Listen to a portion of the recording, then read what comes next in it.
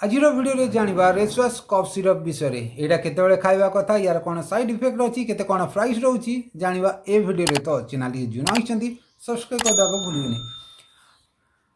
रेसवास cough syrup जोटा दुईटा composition को लेकिन तैयारी मेन गोटे हूँ क्लोराम्फेनिरामाइन मेलेट आउ गोटे हूँ लेवोड्रोप्रोफिजिन।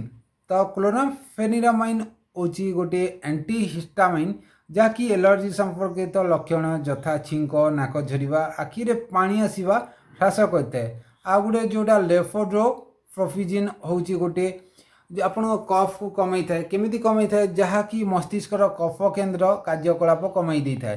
तो यह कौ केस रे यूज करा जाय थाए तो यहाँ आपण ड्राई कफ पई एटा मेनली यूज करा जाय थाए बा आपण एलर्जी द्वारा जदि सुष्ट गला और नाकर जोटा इरिटेशन होता है बोले कुंडे हेला टाइप लगुता है तो से केस रे एटा मेनली दिया जाय थाए।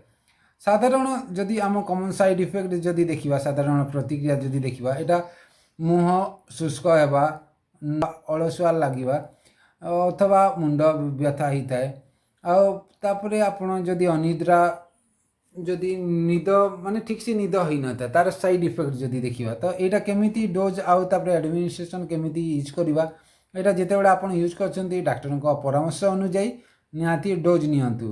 सिरप व्यवहार पूर्व भल भाव हलैकी यहाँ यूज करेंगे। ये एडल्ट डोज जोटा अच्छी 10 ml दिन को 2 थर दि जाए सका संध्या जो राति खाई सारापर। तो यहाँ प्रिकॉशन कौन कौन ने सतर्कता अवलंबन केमिति करेंगे ये औषध नहीं समय केवे भी मद्यपान करी औषध नेबे ना कारण अतिरिक्त यहाँ निद आसी थाए। तो जदि आपण गर्भवती किंबा स्तनपान करुथिबे तेबे एई औषध व्यवहार पूर्व डाक्टर परामर्श करंतु। देखिबा ए सिरपर मूल्य प्राय जोटा देखु ये अच्छी तो अच्छी ये जोटा कि 125 रु 144 आप ऑनलाइन किणुंट यार डिस्काउंट किसी मिलता है। आउ जदि आप निकटस्थ मेडिसिन स्टोर यहाँ इजिली पाइबे रेडी द्वारा यहाँ तैयारी।